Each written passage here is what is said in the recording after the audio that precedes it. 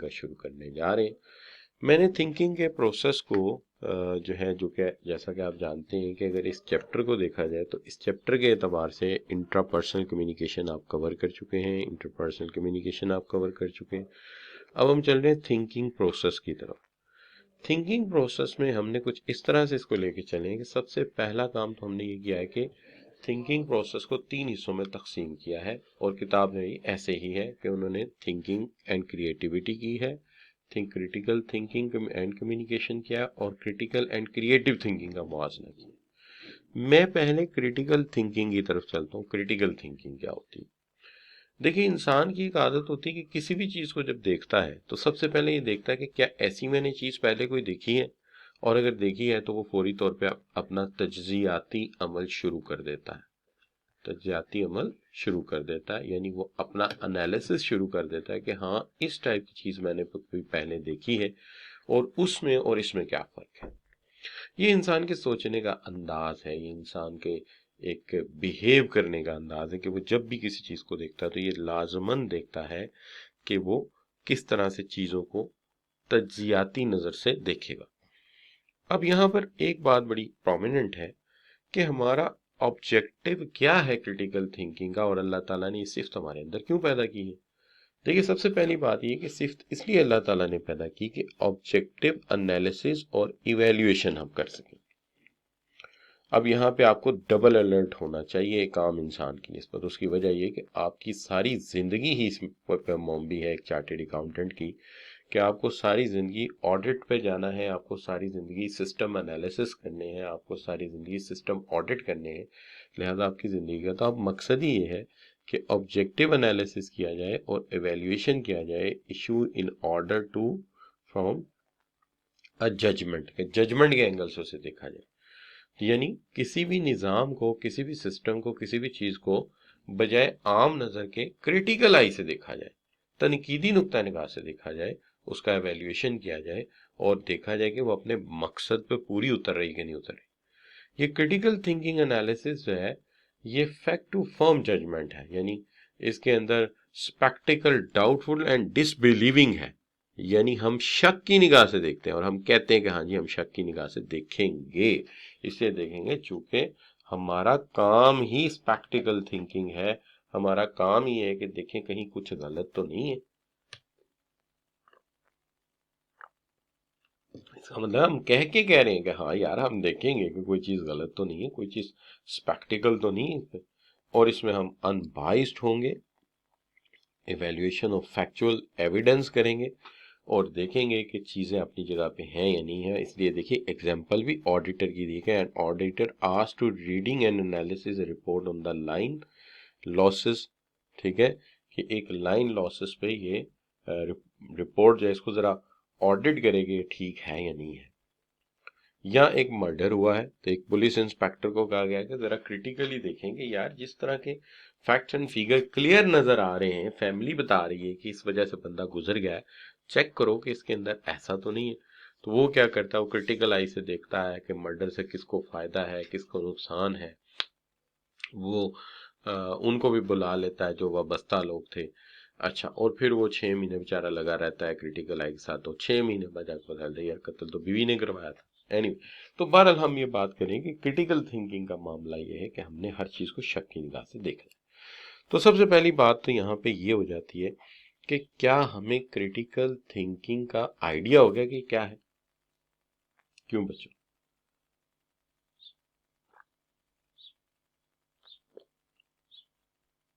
यार ये लिख के एंटर कर दें, मैं आपकी चैट देख लूँ ऑन भी है कि नहीं। एवरीवन पब्लिकली कर देते हैं, ठीक है, सही हो गई बात। ओके डन जी, चले आगे चलते हैं। अगला मामला है कि एक क्रिटिकल थिंकिंग के कैरेक्टरिस्टिक्स क्या होते हैं। देखिए, क्रिटिकल थिंकिंग के जो कैरेक्टरिस्टिक्स होते हैं वो ये होते हैं कि ability to think clearly and rationally, कि हम क्रिटिकली सोचें और रैशनली सोचें। About what? यानी ability to engage in reflective and independent thinking, कि एक ऐसी थिंकिंग रखें जो रिफ्लेक्टिव हो, इंडिपेंडेंट हो, यानी हमारे ऊपर किसी का दबाव ना हो, हम चीज़ों को अपने नुक्ता निगाह से देख रहे हो, चीज़ों को हम लॉजिक से देखें, लॉजिकल कनेक्शन देखें चीज़ों के दरमियान, अंडरस्टैंड करें कि इसमें कनेक्शन क्या है। उसके बाद असेस करें non different and wider perspective, यानी एक चीज़ दूसरी चीज़, भाई इस चीज़ में उसमें क्या रब्ता है, इसका उसके साथ क्या ताल्लुक है या नहीं। ये चीज़ें यहाँ तो डिपेंडेंट होती हैं, इंडिपेंडेंट होती हैं। देखें डिपेंडेंसी क्या है, इंडिपेंडेंस क्या है उनके अंदर, ठीक है। और उन्हें वाइडर पर्सपेक्टिव में सोचें, सिर्फ उतना नहीं जितना नजर आता, उनके पीछे छुपे हुए हकीकतों तक भी पहुंचने की कोशिश करें और आइडेंटिफाई करें, एवेल्युएट करें कंस्ट्रक्टिव आर्गुमेंट, ताकि हम आइडियाज को क्लियर नजर से देख सकें और डिटेक्ट कर सकें फौरी तौर पे आने वाली इनकंसिस्टेंसी को और कॉमन मिस्टेक्स को हम आइडेंटिफाई कर सकें। तो ये हमारे पास होना चाहिए और हमें प्रॉब्लम्स को सिस्टमैटिकली सॉल्व करना चाहिए, क्योंकि उसकी वजह ये है कि आप मैथमेटिक्स का कोई सवाल ले लो, उसमें गलती है तो गलती ये नहीं कि डायरेक्ट नज़र गलती पे जाएगी, आप स्टेप बाय स्टेप देखेंगे और जहां जाके आंसर गलत होगा या स्टेप गलत होगा पता चल जाएगा। लिहाजा चीज़ों को तो सिस्टमैटिकली ही देखा जाता है, चाहे मैथमेटिक्स हो चाहे स्टेटिस्टिक्स हो, ठीक है जी, या कोई भी दुनिया का काम हो, तो लिहाजा इसको सिस्टमैटिकली देखा जाता है। और रेलेवेंस एंड इम्पोर्टेंस क्या है इनकी आइडियाज़ के साथ ये भी देखी जाती है।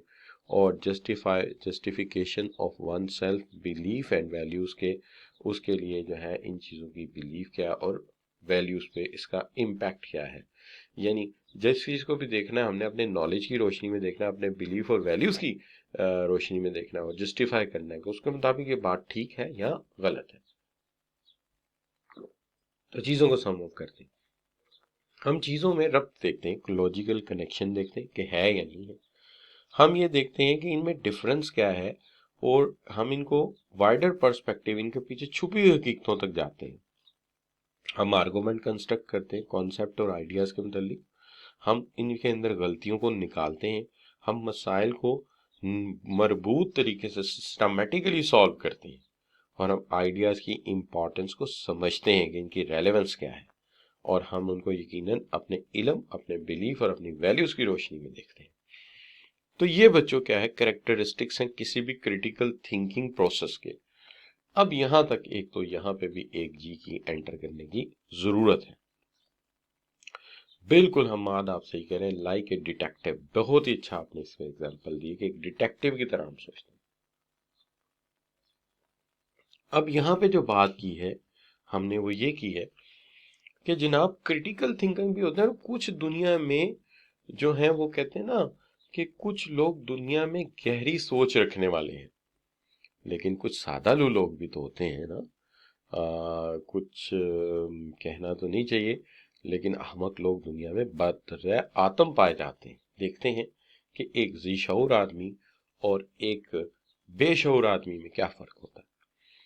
तो देखिए सोचने का अंदाज बता देगा कि एक इंसान जो है बाशऊर है, वो क्रिटिकली सोचता है, और एक बंदा जो है वो कमसिन है, बेअकल है, वो कैसे सोचता है, वो अनक्रिटिकल मैनर में सोचता है। ठीक है जी।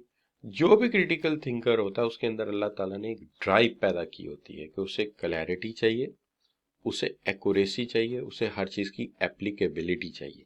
जैसे पहले आते ही बताया कि थिंकिंग दूसरों के लिए भी ज़रूरी है, लेकिन चार्टेड अकाउंटेंट के लिए बड़ी ज़रूरी है, चूंकि उसने सारी ज़िंदगी रिपोर्ट्स को देखना। तो हमारे अंदर एक पैशनेट फीलिंग होती है कि हमने क्लैरिटी की तरफ जाना है, एक्यूरेसी की तरफ जाना है और एप्लीकेबिलिटी की तरफ जाना है। लेकिन ये लोग जो होते हैं ये हमेशा अनसर्टन रहते हैं, इम्प्रिसाइज रहते हैं और इनएक्यूरेट रहते हैं, है जी, इनएक्यूरेट रहते हैं। तो ये इम्पैशनेट होते हैं, इनएक्यूरेट होते हैं, तो इस तरह की सिचुएशन पैदा हो जाती है। अब इसके अंदर जो दूसरा काम है वो ये है कि are logical honest with themselves, ये अपने साथ ऑनेस्ट होते हैं, ये अपने नॉलेज को ओपनली एक्सप्रेस करते हैं, रिकग्नाइज करते हैं और मानते हैं कि हमें ये आता है और ये नहीं आता है, यानी अपनी लिमिटेशन लोगों को बताते हैं, यार ये आता है और ये नहीं आता। तो देखिए पहला फर्क तो ये है कि हम क्लैरिटी की तरफ जाते हैं, ये अनबिगुअस छोड़ देते हैं, चीज़ों को एम्बिगुअस छोड़ देते हैं, इनएक्यूरेट छोड़ देते हैं। हम ऑनेस्टली बताते हैं कि यार हमें ये चीज़ आती है और ये चीज़ नहीं आती। और देखिए इनका काम क्या है, ये प्रिटेंड करते हैं हमें सब कुछ आता है। और इनसे जो बात पूछेंगे इन्होंने उसके अंदर टांग अड़ा देनी बगैर सोचे समझे कि पता नहीं ये चीज मुझे आती है कि नहीं आती।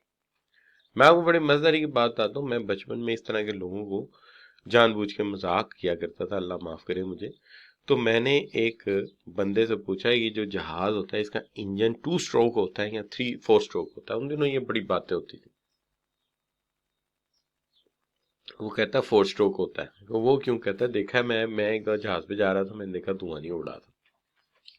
हालांकि कि जहाज का इंजन प्रोपेलर बेस्ड होता है, उसके अंदर पिस्टन होता ही नहीं है। पहले कभी वर्ल्ड वॉर 2 तक भी शायद था, लेकिन उसके बाद खत्म हो गया। लेकिन बहरहाल मैं वैसे एक मिसाल दे रहा हूँ आपको कि सोचना नहीं कि यार मुझे आता है या नहीं आता, मानना नहीं कि मुझे नहीं आता, बस उसमें भी टांग अड़ा देनी नहीं, ये भी मैं बताऊंगा। यानी एरोनॉटिक्स का भी इल्म है जनाब को। ये ओपन माइंडेड होते हैं, जो क्रिटिकल थिंकर होते हैं। ये व्यूज को वेलकम कहते हैं, इनकार नहीं करते, वेलकम कहते हैं। चीजों को सामने से फेस करना है ना जी, जो चीज छुपाने से क्या होगा, छुपने से क्या होगा, फेस करने से होगा। और ये जो लोग होते हैं ये क्लोज्ड माइंडेड होते हैं एंड फाइट क्रिटिसिज्म। इन पे कोई क्रिटिसिज्म आ जाए, तनकीद आ जाए, लड़ पड़ते हैं। चीजों को ठीक नहीं करते बल्कि लड़ पड़ते हैं। और क्रिटिकल थिंकर इंडिपेंडेंट थिंकर होता है, वो अपनी जात को बीच में इन्वॉल्व नहीं करता। एग्री डिसएग्री, वो हमेशा ग्रुप ओपिनियन में अपनी ओपिनियन को as a opinion put up करता है। उसको इस बात की फिक्र नहीं होती कि दूसरे क्या कहेंगे, वो मेरी बात पे तनकीद करेंगे नहीं करेंगे। लेकिन जो ग्रुप थिंकर होता है वो हमेशा ये सोचता रहता है कि यार कहीं ऐसा ना हो मैं ये कह दूं ये मेरे ऊपर तनकीद करें, लिहाजा जिधर ग्रुप जा रहा है मैं भी उधर ही चला जाता हूँ। तो लिहाजा आप ये कह सकते हैं कि जो नुमाया फर्क नजर आता है वो ये है कि क्रिटिकल थिंकर बात की वजाहत मुकम्मल तौर पर करता है। क्रिटिकल थिंकर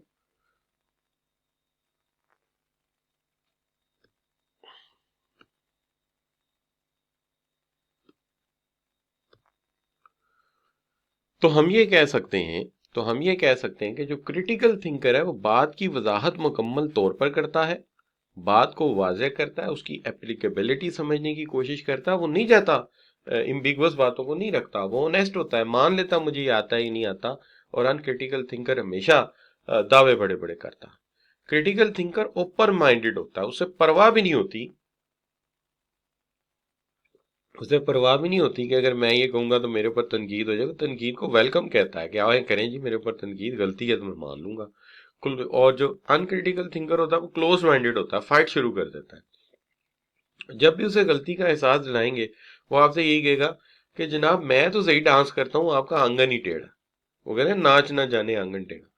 तो कहने की बात यह है कि क्रिटिकल थिंकर जो है वो हमेशा क्या करेगा कि वो इंडिपेंडेंट सोचेगा और वो ये नहीं सोचेगा ग्रुप क्या कहेगा। और अनक्रिटिकल थिंकर हमेशा ये कहेगा यार मेरे ऊपर कहीं तनकीद ना हो जाए, तो लिहाजा जो ग्रुप कह रहा है वही बात ठीक है, यानी मेजोरिटी की राय को बड़े आराम से तस्लीम कर ले। तो बच्चों यहाँ तक आपको मेरी बात समझ आई होगी, आई होप सो फार। नहीं वॉइस नहीं गई थी, एक्चुअली मैं मोबाइल से काम कर रहा हूँ तो ये हर 100 MB के बाद थोड़ी देर रुक के इजाजत मांगता है कि और मैं डाटा दूं या ना दूं। ये सिस्टम होता है इसके अंदर, आई होप सो फार। इसलिए ये वजह होगी कि आपकी आवाज जो है क्रिटिकल थिंकिंग जो है इसका what's a relationship with that with the effect of critical thinking over it. तो देखिए सबसे पहली बात तो ये है कि जो क्रिटिकल थिंकर है उसके अंदर जो चीज है कि it affect the soul of effective communication. ये सोल ऑफ इफेक्टिव कम्युनिकेशन है। अब इस जुमले को इन्होंने डाल दिया है, हालांकि कि लिखने की जरूरत नहीं थी कि एक बंदा क्रिटिकल थिंकर नहीं तो वो अच्छी बात नहीं कर सकता। ये लिखना चाहिए था कि if you are not a critical thinker you are not good speaker, not good communicator. Simple बात। इसका मतलब यही निकलता है कि अगर तुम क्रिटिकल थिंकर नहीं हो तो फिर भाग जाओ, तुम्हारी कम्युनिकेशन कोई नहीं मानेगा। लोग बड़ी जल्दी जान जाएंगे कि ये फोखला आदमी है, जिधर लोग जा रहे होते हैं ये भी चल पड़ता है, इसकी अपनी कोई राय नहीं होती, लिहाजा इसे राय लेने की जरूरत ही नहीं। दूसरी बात यह है कि ये हमेशा इंफॉर्मेशन और ओपिनियन और बिलीव्स को जो है क्या करता है, महसूस करता है, फील करता है, शेयर करता है। और तीसरी चीज जो है वो ये है कि कम्युनिकेशन स्टार्ट होती है थॉट से, फीलिंग से और जज्बात से। कम्युनिकेशन का आगाज ही यहाँ से होता है, कम्युनिकेशन की सोच ही यहाँ से बनती है। और अब जहां तक ताल्लुक है the mind shapes and thought before sending it, कि इंसान जब पैगाम भेजता है तो अगर अक्लमंद आदमी है, क्रिटिकल थिंकर है, तो आप खुद बताइए जरा कि क्या वो आसानी से सोच नहीं सकेगा कि ये काम की बात है या नहीं है? बताइए जरा। क्यों जी बच्चों? जी, इमरान शरीफ या शरीफ इमरान, जुनैरा बेटी। जी बिल्कुल, वो फौरन समझ जाएगा कि यार मुझे ये बात कहनी नहीं चाहिए कि नहीं कहनी चाहिए। आम आदमी इस बात को बड़े आराम से कह देगा, उसे पता ही नहीं कि ये बात यहाँ कहने वाली है या नहीं है। ठीक है ना? तो critical thinker simply put the tools to rationally build up our thoughts. Critical thinking जो जो सोच बनाता है वो टूल के तौर पे इस्तेमाल करता है अपनी क्रिटिकल थिंकिंग को। नतीजा ये है कि वो कम्युनिकेशन में बड़ा इफेक्टिव होता है। जब वो बात करता है तो उसकी सोचो विचार उसे बता रहे होते हैं, और वो हमेशा जो है वो मुनासिब बात की तरफ जल्दी पहुंच जाता है, और हमेशा रेस करता है क्लैरिटी ऑफ थॉट को।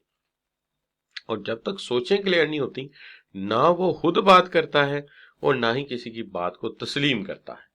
वो हमेशा ये कहता है कि अच्छा जी मुझे तो बात समझ आएगी तो भाई ठीक है, नहीं आएगी तो फिर छोड़ो परे बात। तो यहाँ पे आके मैं ये कहता हूँ कि